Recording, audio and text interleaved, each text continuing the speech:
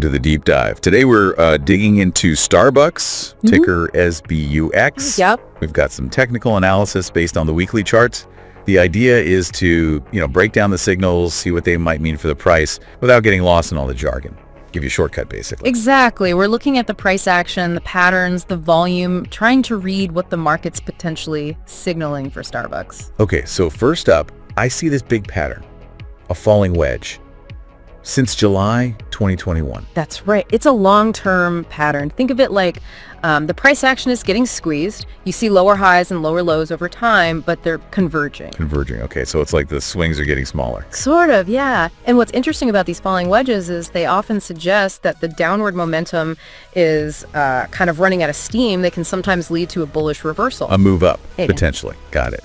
And right now, the stock's around $86.50. As of this analysis, yeah. But something important happened back in April, right? April 2025. Yes, exactly. The price came down and tested a really key demand zone.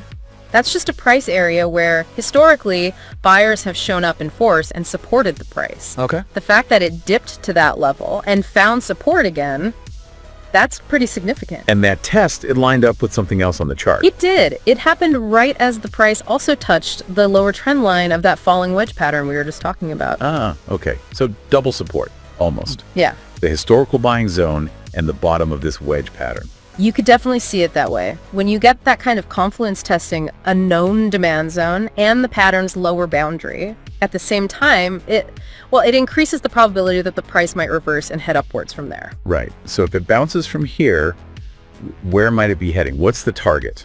Based on the pattern, the logical expectation would be a move towards the upper trend line of that same falling wedge. Okay. That upper line is likely the next major hurdle, the next resistance level where sellers might become more active. So does this analysis suggest then that this could be a spot for a potential maybe short-term long position? It does present that possibility, yes. The idea is you're betting on that move from the lower boundary, the demand zone, up towards that upper trend line resistance. Makes sense. But, and this is crucial, any trade based on this needs proper risk management. Technical analysis provides probabilities, not guarantees. Always important, yeah. Yeah. Now going back a bit, you mentioned something about volume. August 2024. Yes, that's another really key piece here. Back in August of 24, right when the price was interacting with that same demand zone, we saw a weekly candle with ultra-high trading volume, a huge spike. And why is that spike so telling? Well, seeing that kind of massive volume right at a key support level often points towards significant buying interest. Potentially larger players, institutions stepping in. Information that big money was interested at that price level. Yeah. It reinforces the strength of that demand zone. Absolutely. It adds weight to the idea that there's solid support down there, bolstering the case for potential upward momentum. Okay, let's quickly recap then. SBUX consolidating in this falling wedge since mid-2021. Yep. Recently retested a key demand zone, a historical support level. That test coincided with hitting the bottom trend line of the wedge. Right.